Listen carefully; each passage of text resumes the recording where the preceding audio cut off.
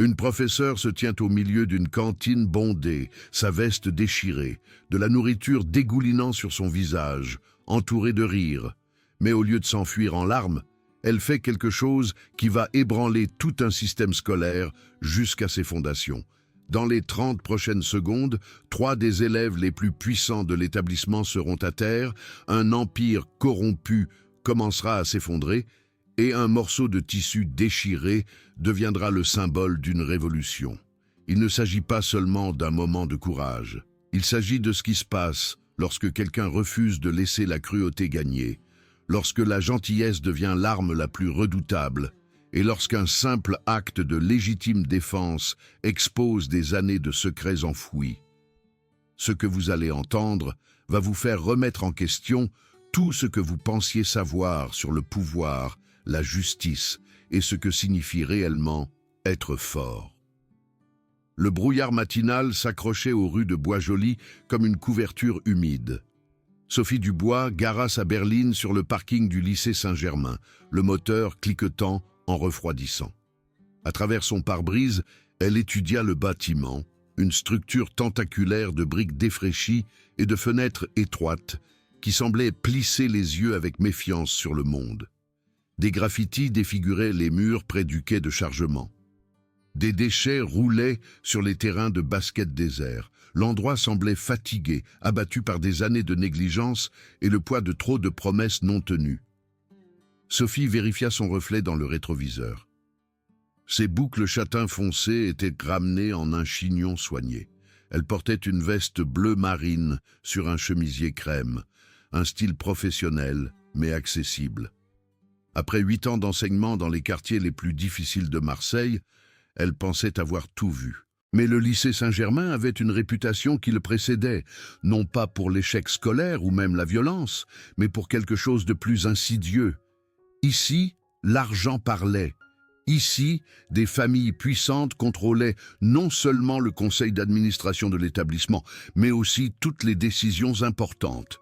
Et ici, les élèves qui avaient eu le malheur de naître dans la mauvaise tranche d'imposition apprenaient tôt que leur voix ne comptait pas. Elle attrapa son sac et sortit dans l'air frais. La première sonnerie n'avait pas encore retenti, mais des groupes d'élèves traînaient déjà près de l'entrée. Lorsque Sophie passa devant, les conversations s'éteignirent. Des yeux la suivirent, quelques chuchotements portés par la brise. Elle garda la tête haute, les épaules en arrière et poussa les portes doubles. Le couloir sentait le produit de nettoyage industriel et les vieux manuels scolaires. Des casiers bordaient les 2 murs.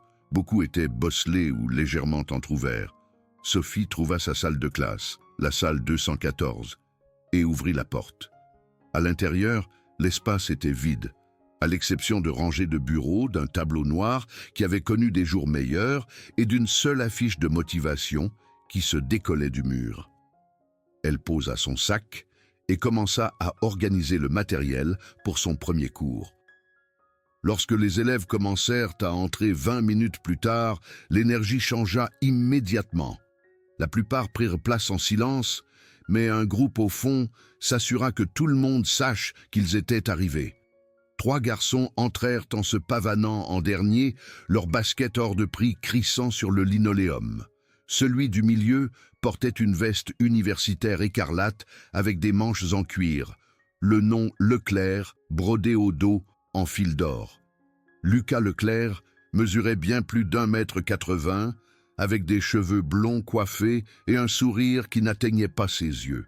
À ses côtés se tenaient Théo, trapu avec une coupe à ras et une chaîne en argent, et Maxime, longiligne avec des tatouages remontant sous son col. Sophie se tourna vers le tableau et sourit chaleureusement. « Bonjour à tous, je suis Madame Dubois et je suis ravie d'enseigner ici ce semestre. » Silence. Puis, du fond, la voix de Lucas coupa court. « Madame Dubois, on dirait que quelqu'un en fait trop. » Des rires se répandirent parmi quelques élèves. Sophie garda une expression neutre. Elle prit sa feuille d'appel. « Commençons par l'appel. Lorsque j'appelle votre nom, veuillez répondre. » Elle commença à lire les noms. La plupart des élèves répondirent rapidement. Lorsqu'elle atteignit Lucas Leclerc, il attendit un peu trop longtemps avant de traîner les mots, Présent, je suppose. Sophie fit une coche et continua. Alors qu'elle parcourait la liste, une boule de papier froissé survola les bureaux et rebondit sur son épaule. Encore des rires étouffés. Elle se pencha pour la ramasser, la lissa pour l'ouvrir. Quelqu'un avait dessiné un dessin grossier d'une femme, avec des traits exagérés et les mots « professeur de l'année » griffonnés de manière moqueuse en dessous. Sophie la souleva. « Œuvre d'art intéressante. Si cette créativité se manifeste dans vos devoirs, nous aurons un semestre passionnant. » Les rires s'éteignirent avec incertitude. Lucas se pencha en arrière sur sa chaise, les bras croisés, l'étudiant avec un nouvel intérêt. Celle-ci ne réagissait pas comme les professeurs le faisaient habituellement. Cela la rendait soit stupide, soit dangereuse. Pendant les 40 minutes suivantes, Sophie enseigna. Elle écrivit clairement au tableau, posa des questions réfléchies et entraîna même les élèves les plus timides dans la discussion. Mais toutes les quelques minutes, des perturbations venaient du fond. Fausses quintes de tout, blagues chuchotées assez fort pour être entendues. À un moment donné, Théo joua de la musique depuis son téléphone jusqu'à ce que Sophie se dirige calmement vers son bureau et tende la main. Il hésita, puis l'éteignit avec un sourire narquois. Vers la fin du cours, Lucas se leva brusquement, sa chaise grinçant bruyamment. Il marcha vers l'avant de la salle et s'arrêta directement devant Sophie, envahissant son espace. La classe se tut. Tous les regards se fixèrent sur la confrontation. « Écoutez, » dit-il doucement, la voix dégoulinant de condescendance. « Vous ne comprenez peut-être pas encore comment les choses fonctionnent ici. À Saint-Germain, certaines personnes font les règles. Et vous n'en faites pas partie. » Sophie croisa son regard sans broncher. « Lucas, je comprends plus que vous ne le pensez. Maintenant, veuillez retourner à votre place afin que nous puissions terminer la leçon d'aujourd'hui. » Il ne bougea pas. Au lieu de cela, il tendit la main et tapota son carnet de présence. « Et si je n'en ai pas envie? Alors vous en subirez les conséquences. C'est aussi simple que cela. » Lucas rit, un aboiement sec. Il jeta un coup d'œil à ses amis qui souriaient. « Conséquences? Mon père est au conseil d'administration. Qu'est-ce que vous pensez pouvoir me faire exactement? » Sophie garda une voix calme. « Je peux vous traiter avec le respect que vous méritez quand vous l'aurez gagné. Maintenant, asseyez-vous. » Pendant un moment, l'impasse dura. Puis Lucas se pencha suffisamment près pour qu'elle seule puisse entendre. Cantine. Heure du déjeuner. Vous verrez ce qui arrive aux professeurs qui ne connaissent pas leur place. Il se tourna et retourna à son bureau en se dandinant. La cloche sonna quelques secondes plus tard et les élèves se déversèrent dans le couloir. Sophie se tenait seule dans la salle de classe vide, ses mains tremblant légèrement alors qu'elle rassemblait ses affaires. Elle avait déjà eu affaire à des élèves difficiles, mais quelque chose dans la certitude froide de Lucas la troublait. La matinée passa comme un éclair. Sophie donna 2 autres cours, tous deux sans incident par rapport au premier, mais la nouvelle s'était déjà répandue. La nouvelle professeure avait défié Lucas Leclerc. Au moment où la cloche du déjeuner sonna, tout l'établissement était en effervescence d'anticipation. Sophie entra dans la cantine en portant un plateau avec un sandwich et une pomme. La pièce était immense, remplie de longues tables sous des néons clignotants. Le bruit était assourdissant, des centaines de voix se concurrençant, des plateaux qui s'entrechoquaient, des chaises qui grattaient. Lorsque Sophie entra, le volume sonore diminua sensiblement. Les têtes se tournèrent, les chuchotements se multiplièrent. Lucas était assis à une table centrale entouré de son équipe. Il regarda Sophie avec ce même sourire froid. Théo et Maxime l'encadraient, ainsi que plusieurs autres élèves qui appartenaient clairement au cercle restreint. Sophie choisit une table près des fenêtres, loin de la foule. Elle s'assit et déballa son sandwich, déterminée à ignorer les regards. Mais Lucas avait d'autres plans. Il se leva, sa chaise grinçant assez fort pour couper court au bruit ambiant. « Hé !» cria-t-il. « Madame Dubois, bienvenue à Saint-Germain !» Applaudissements et rires dispersés. Sophie leva les yeux, mais ne répondit pas. Lucas attrapa son plateau et commença à marcher vers elle. Théo et Maxime suivirent. La cantine se tut, ce silence électrique qui précède quelque chose de mémorable. Lucas s'arrêta directement derrière Sophie. « Je ne voulais pas que vous mangiez seul lors de votre premier jour, » dit-il à haute voix. « Ce ne serait pas très accueillant, n'est-ce pas ?» Avant que Sophie ne puisse répondre, Théo inclina son plateau vers l'avant. De la purée de pommes de terre, de la sauce et du soda dégoulinèrent sur son épaule, trempant sa veste et ses cheveux. La cantine éclata de rire et de halètements. Sophie se leva lentement, de la purée glissant sur son dos. Elle se tourna pour faire face à Théo, son expression illisible. « Vous venez de faire une grave erreur, » dit-elle doucement. Théo ricana. « Qu'est-ce que vous allez faire, la prof ?» Puis Maxime s'avança et attrapa sa veste par les revers. D'un coup sec, le tissu se déchira, des boutons sautant et se dispersant sur le sol. Le bruit de la déchirure résonna dans la cantine soudainement silencieuse. Maxime leva le vêtement ruiné comme un trophée, et la foule explosa de bruit. Certains riant, d'autres haletant de choc. Sophie se tenait là, son chemisier blanc maintenant exposé et taché, ses cheveux dégoulinants.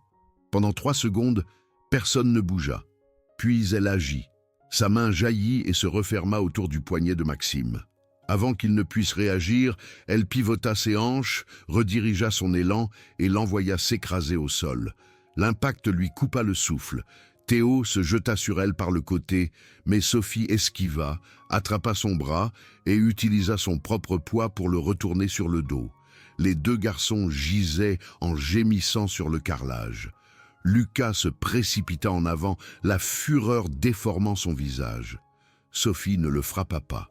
Au lieu de cela, elle attendit jusqu'à la dernière seconde, puis entra dans sa portée, attrapa son bras et le tordit en une prise de contrôle.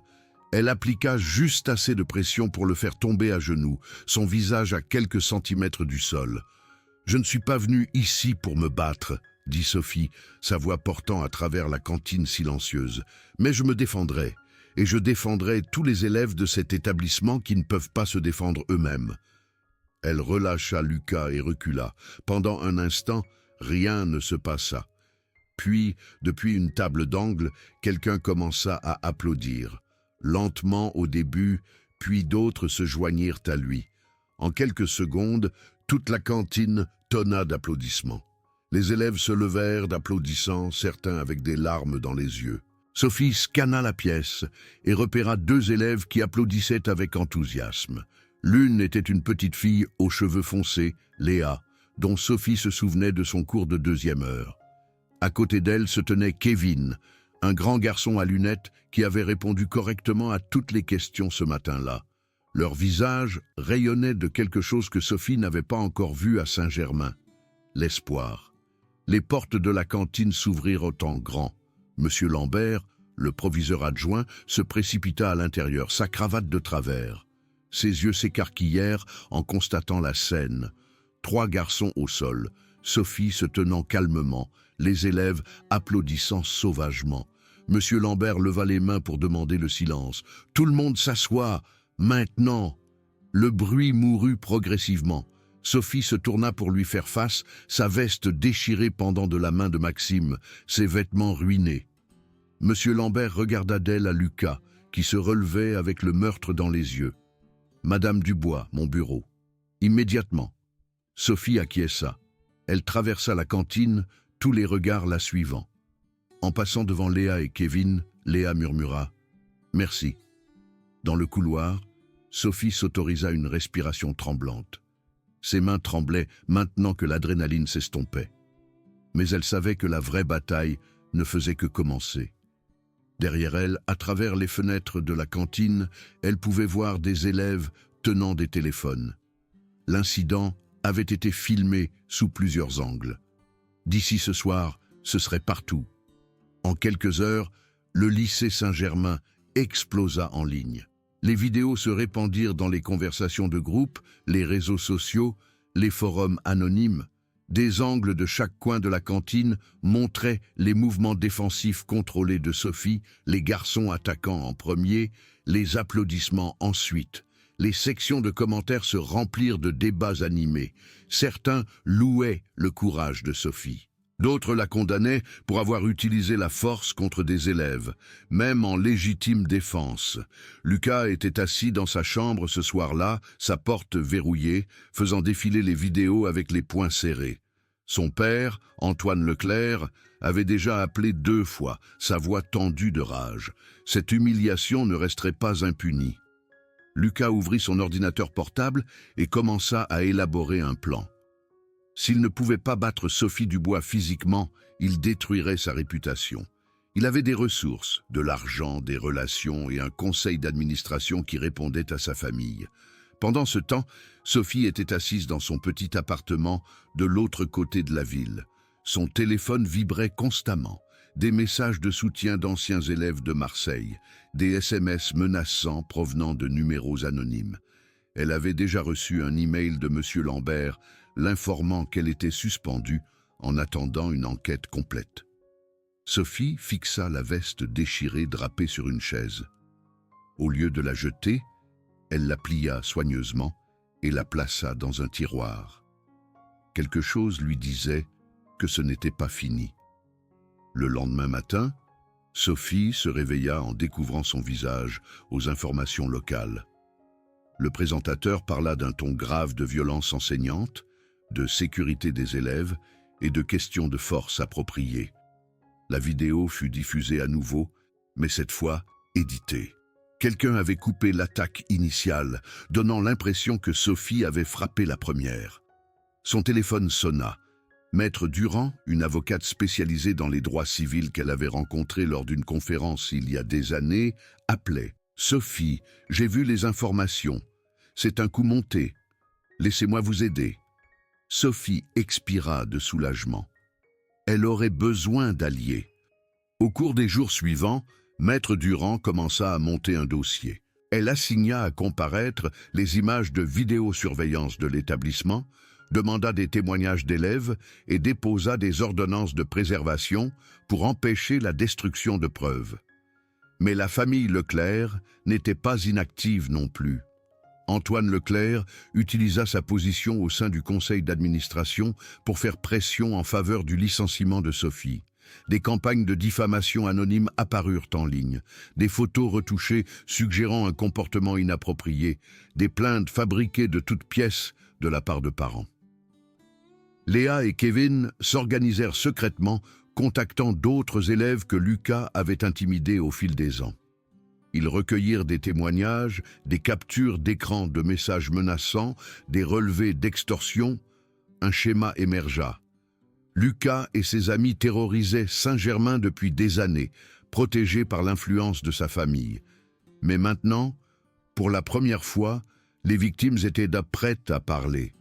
Un soir, Kevin frappa à la porte de Léa en tenant un petit enregistreur audio. « J'ai quelque chose », murmura-t-il. Lucas se vantait à ses amis d'avoir piégé Madame Dubois. Je l'ai enregistré. Ils écoutèrent ensemble. La voix de Lucas était claire. Nous allons faire croire à tout le monde qu'elle est dangereuse. Faux témoignages, plaintes payées, tout ce qu'il faut.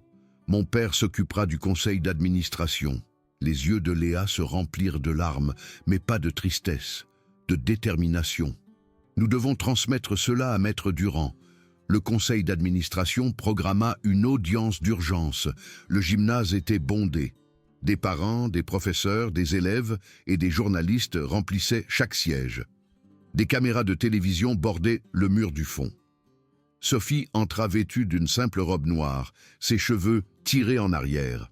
Elle portait un dossier et sa veste déchirée, maintenant soigneusement réparée. L'audience commença avec Antoine Leclerc, présentant son cas. Il montra les vidéos éditées, lut des plaintes de parents anonymes et dépeignit Sophie comme une menace violente. Sa voix tonna d'une indignation vertueuse, mais lorsque Maître Durand se leva, l'atmosphère changea. Elle diffusa les images non éditées de la cantine sous plusieurs angles. La foule haleta en voyant Théo déverser de la nourriture sur Sophie, Maxime déchirer sa veste, Lucas se jeter sur elle. Maître Durand présenta ensuite l'enregistrement audio de Kevin. La voix de Lucas avouant le coup monté résonna dans le gymnase. Des murmures choqués parcoururent l'audience. Puis, Léa se leva et s'avança vers le microphone. Sa voix tremblait mais restait ferme. « Lucas Leclerc m'intimide depuis 2 ans. Il a menacé de publier des photos embarrassantes à moins que je ne le paie. J'étais terrifié. Mais Madame Dubois m'a montré que nous ne sommes pas obligés d'être des victimes. » Un par un, d'autres élèves se levèrent. Un garçon témoigna d'extorsion. Une fille décrivit un harcèlement constant. Kevin présenta une feuille de calcul documentant les incidents sur 3 ans, avec les dates, les témoins et les captures d'écran. Les preuves étaient accablantes. Le visage d'Antoine Leclerc devint rouge écarlate. Il se leva et cria « Ce sont des mensonges orchestrés par une enseignante qui… » La voix de Lucas coupa court. « Papa, arrête !» Tout le monde se tourna. Lucas se tenait au milieu de la foule, son visage pâle. « Je l'ai fait, dit-il, tout. L'intimidation, le coup monté, tout. » Il regarda Sophie. « Je suis désolé, Madame Dubois. Vous m'avez montré à quoi ressemble la vraie force, et j'étais trop fier pour le voir. » Le gymnase explosa. Les membres du conseil d'administration se réunirent, chuchotant avec urgence. Après 20 minutes de délibération, le président annonça leur décision. Madame Dubois fut innocentée de toutes les accusations et réintégrée avec tous les honneurs. De plus, le conseil mettrait en œuvre des politiques globales de lutte contre l'intimidation, installerait des caméras dans les zones communes et créerait un programme de sécurité des élèves. Sophie se leva pour s'adresser à la foule. « Il ne s'agit pas de moi, dit-elle. Il s'agit de chaque élève qui a eu peur de parler. » Elle leva sa veste réparée. Elle a été déchirée dans un acte de cruauté. Mais nous l'avons recousue, et c'est ce que nous allons faire pour cet établissement. Les applaudissements tonnèrent dans le gymnase. Léa et Kevin se précipitèrent pour embrasser Sophie. Même Lucas, se tenant maladroitement sur le côté, esquissa un petit sourire sincère. Dans les semaines qui suivirent, le lycée Saint-Germain se transforma. Sophie lança le club de confiance et de protection, enseignant aux élèves l'autodéfense et la résolution de conflits. Les inscriptions augmentèrent considérablement. Lucas, fidèle à sa parole, rejoignit le club en tant que mentor, utilisant son influence pour protéger au lieu de terroriser. La veste réparée fut placée dans une vitrine dans le couloir principal avec une plaque, symbole de résilience, lycée Saint-Germain. Mais la victoire n'était pas complète. Antoine Leclerc démissionna du conseil d'administration au milieu d'enquêtes sur des détournements de fonds. Le scandale s'étendit au-delà de Saint-Germain, incitant à des réformes à l'échelle du district. Les médias locaux couvrirent largement l'histoire et Sophie reçut des invitations à prendre la parole dans des établissements de toute la région. Un soir, Sophie se tenait seule dans sa salle de classe, préparant le lendemain. À travers la fenêtre, elle regarda des élèves rire dans la cour. Kevin et Léa enseignaient à un groupe des mouvements d'autodéfense de base. Lucas se tenait à proximité, offrant des encouragements. La vue la fit sourire. Son téléphone vibra. Un message de Maître Durand. Un autre établissement vient de demander votre programme de sécurité. Ça se répand. Sophie répondit « Bien, chaque élève mérite de se sentir en sécurité. » Alors qu'elle rangeait son sac, Sophie passa ses doigts le long du bord de la photo de la veste réparée sur son bureau. La déchirure était devenue un symbole, mais plus important encore, elle avait déclenché un mouvement. La gentillesse n'était pas une faiblesse. Se défendre et défendre les autres n'était pas de la violence. Et parfois, l'acte de courage le plus puissant était simplement de refuser d'être réduit au silence. Le semestre se termina par une cérémonie honorant le courage des élèves. Léa et Kevin reçurent des prix pour leur bravoure à s'exprimer. Lucas fut reconnu pour sa transformation et son engagement envers le changement. Mais le moment dont tout le monde se souvenait était celui où Sophie dévoila une nouvelle devise de l'établissement gravée sur une banderole au-dessus de la scène. « Force par la compassion, justice par la vérité ». Les applaudissements furent assourdissants. Les parents essuyèrent des larmes. Les élèves se levèrent et applaudirent. Et à ce moment-là, Sophie Dubois sut que la veste déchirée, la confrontation à la cantine et toutes les luttes qui suivirent en valèrent la peine. Le lycée Saint-Germain ne serait plus jamais le même.